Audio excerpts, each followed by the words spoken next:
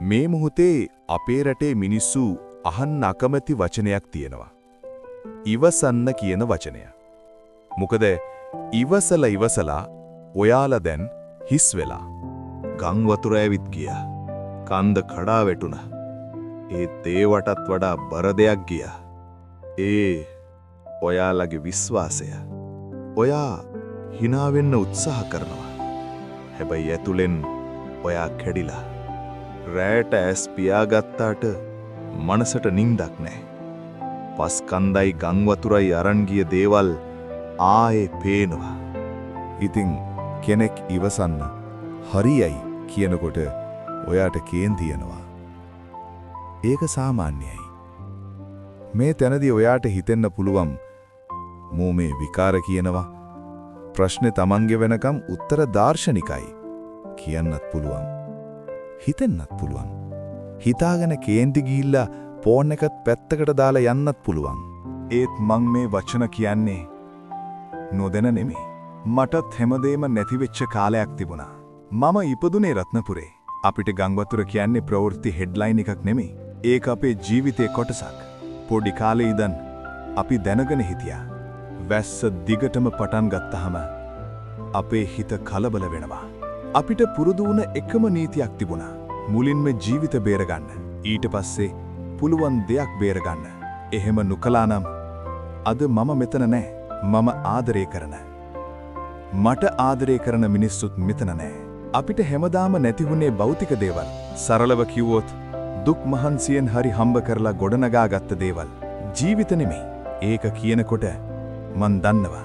ඔයාලා සමහරු මේක අහගෙන ඉන්නේ ජීවිතයක් අහිමි කරගෙන.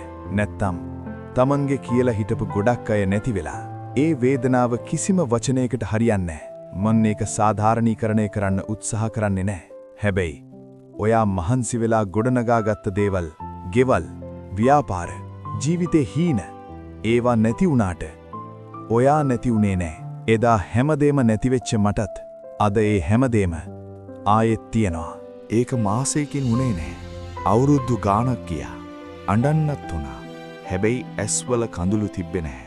කාටවත් කරදරයක් හිරිහැරයක් නැති මිනිස්සුන්ට මෙහෙම වෙන එක අසාධාරණයි කියලා හිතුණා. ඒත් නැවතුනේ නැහැ. එදා මේ ප්‍රශ්න තිබුණේ රත්නපුරේටයි තවත් පෙති කිහිපයකට විතරයි. ඒක නිවුස් එකක් වුණාට ජීවිත කතාවක් වුණේ නැහැ. අද එහෙම නෙමෙයි. අද මේ වේදනාව රටක් විදිහට දැනෙනවා. හැමෝටම ඒ වේදනාව දැනිලා තියෙනවා.